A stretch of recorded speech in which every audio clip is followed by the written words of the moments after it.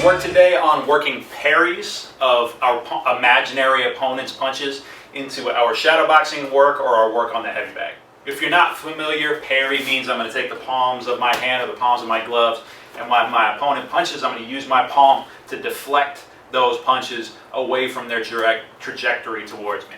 A couple of things to remember about parrying. One is pretty simple, but when I throw my jab and my cross, remember that my left is on my opponent's right, and my right is on my opponent's left, and vice versa. So when my opponent throws his jab, it's coming into my right hand on the right side of my face. So I'm going to use my right hand to parry my opponent's jab, and I'm going to use my left hand to parry my opponent's cross. So meaning in a lot of our aspects of our training, we go left, right, left, right. But if you go left, right, and then parry, parry, it's not right.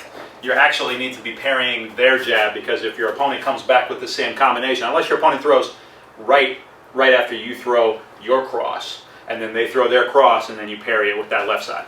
But if you go 1-2 and then your opponent goes 1-2, you're parrying right, left. You're not going to go 1-2, parry, parry. You're going to go 1-2, parry, parry. Second thing to remember when you're practicing is to keep your shoulder behind it and make your parry small and strong. So you don't want to get into the habit of your shadow boxing.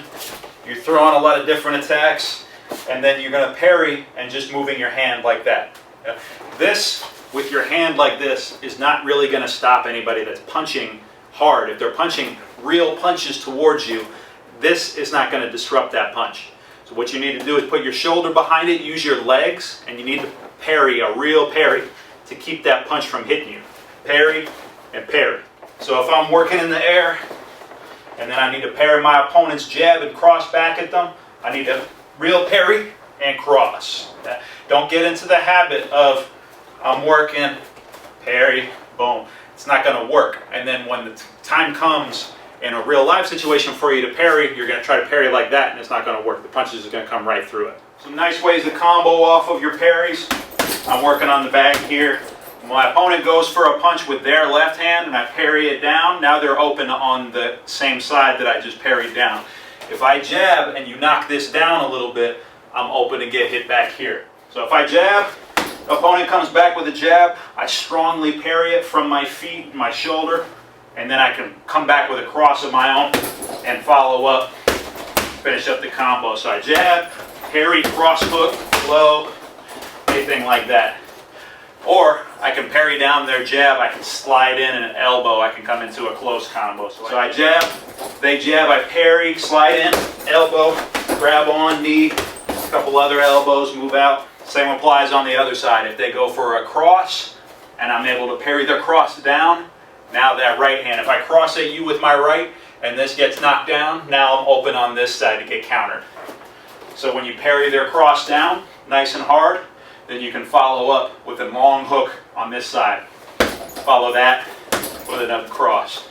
So usually people, when you're fighting, are usually going to go 1-2. Usually people don't go just 2 by itself.